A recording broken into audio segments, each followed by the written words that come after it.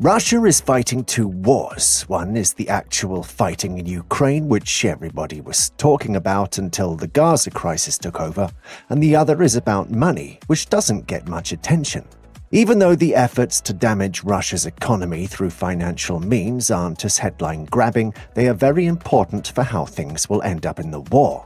This financial battle might even be crucial now, as Ukraine's efforts in 2023 didn't achieve much and have reached a point where nothing much is changing.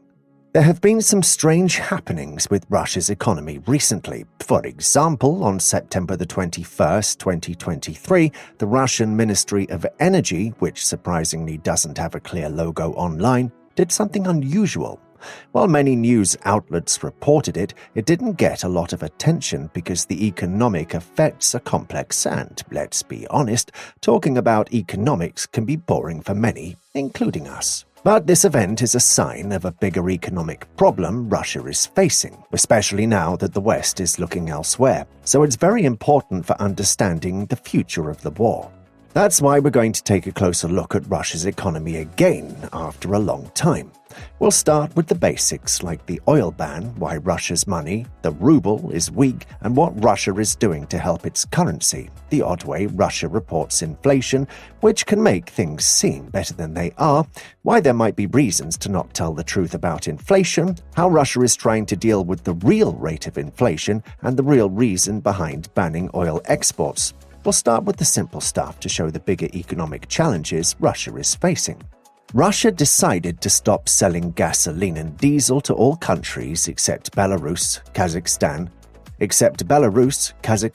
Armenia, and Kyrgyzstan, which are part of its own group called the Eurasian Economic Union. This move was kind of like what happened when Ukraine almost joined this union instead of the European Union, which led to big protests and changed history. Western countries had already stopped buying Russian oil, so the ban mainly affected countries like Brazil, Turkey, India, China, and Saudi Arabia, which had been buying more Russian oil because of the sanctions.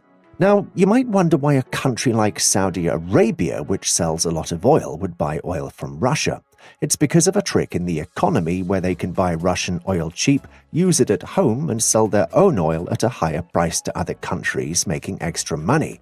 The Western countries know this happens but are okay with it as long as the extra money doesn't go to Russia.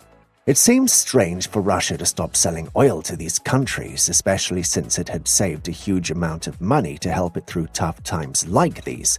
But the main reason Russia stopped selling oil was because it needed to fuel for itself, especially for farming. Russia is a huge producer of wheat, and they needed a lot of diesel to power the machines that harvest the wheat. If they didn't harvest the wheat in time, it would be ruined by winter. There's also an unspoken deal in Russia where people can live their lives as long as they don't mess with the government, and in return, the government won't make life hard for them with its policies. But the war has made this deal harder to keep, especially with the recent call for more soldiers and the fact that Russian people were feeling the pinch at the gas station.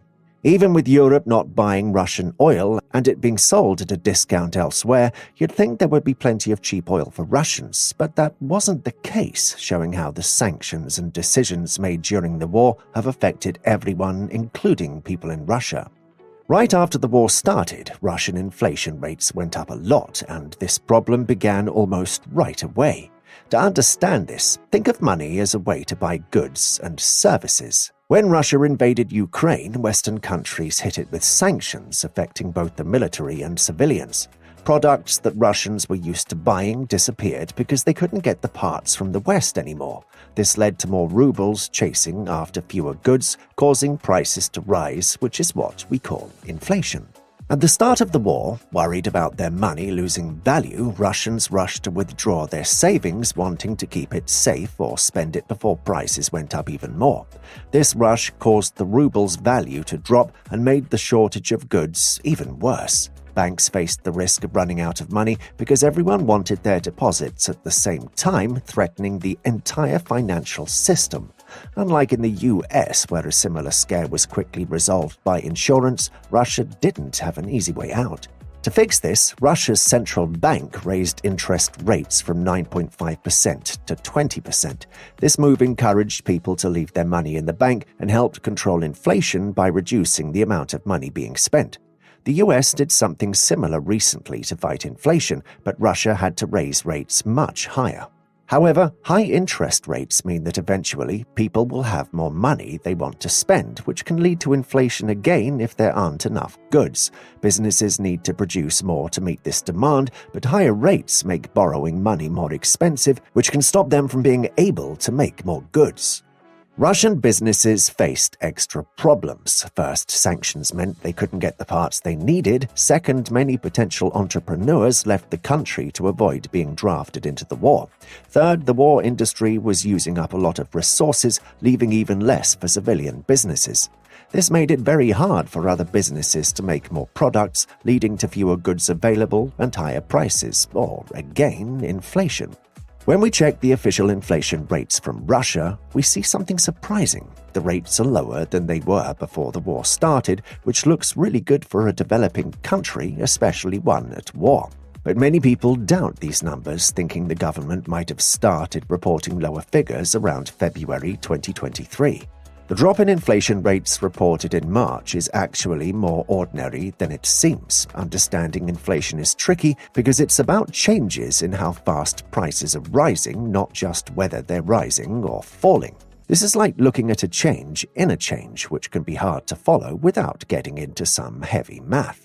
Inflation rates are usually reported in a way that spreads out over a year, so a 3.5 inflation rate in March doesn't mean prices went up by that much in just 1 month. It means if prices kept going up at the same rate for a whole year, they would rise by 3.5%. The actual monthly change is much smaller.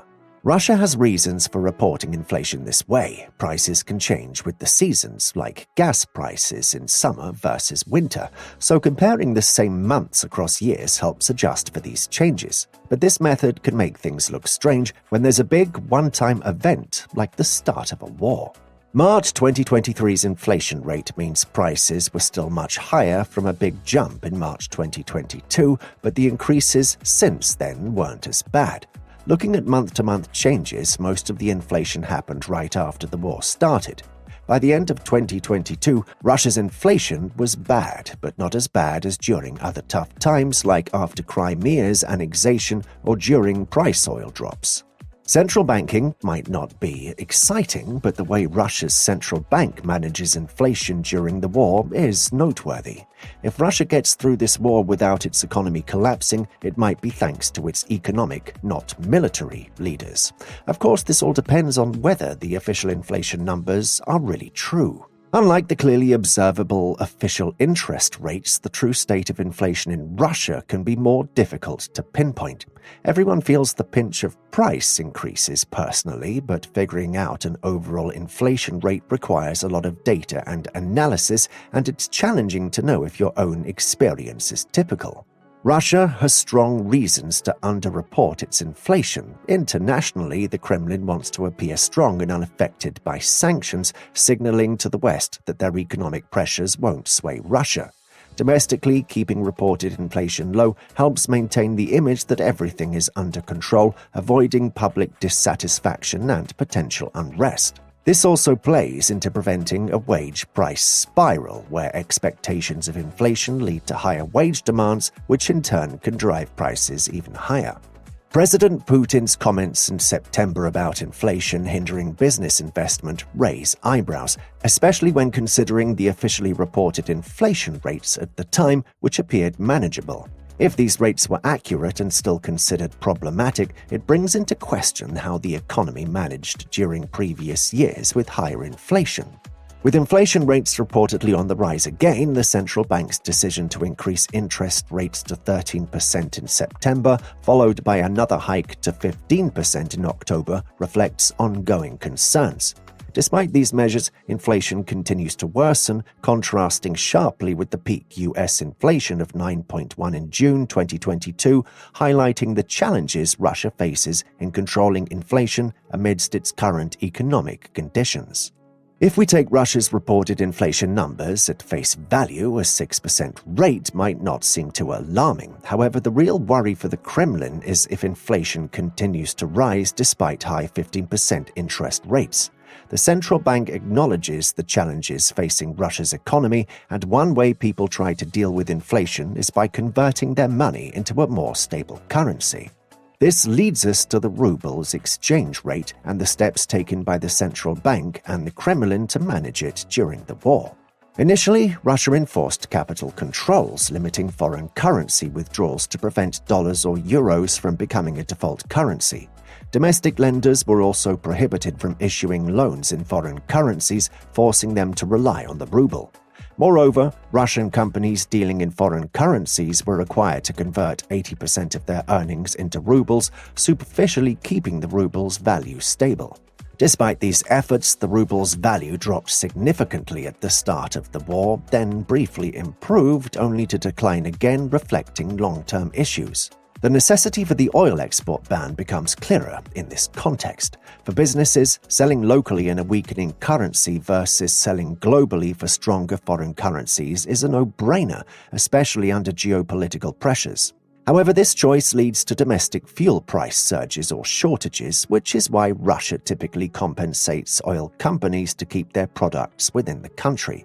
But war expenses led to reduced compensations, prompting the Kremlin to ban oil exports to stabilize prices and manage inflation, despite it being economically inefficient. The ban aimed to prevent fuel shortages and ease inflationary pressures, crucial for maintaining domestic stability.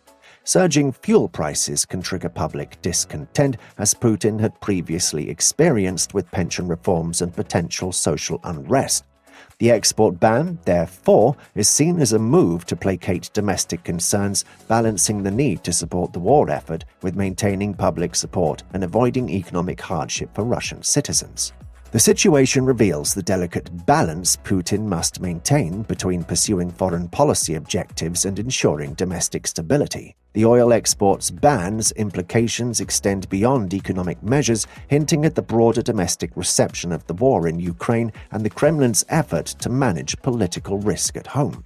As we wrap up our look into Russia's economy under Putin, it's clear this topic is key for investors worldwide. We've seen how oil bans, the ruble, and inflation are big deals for Russia and the whole world. So here's something to think about. How do these moves by Russia affect your investment choices, especially in areas connected to Russia's economy? Whether you're thinking about where to put your money or just want to understand what's happening in the world economy, keeping an eye on Russia is important.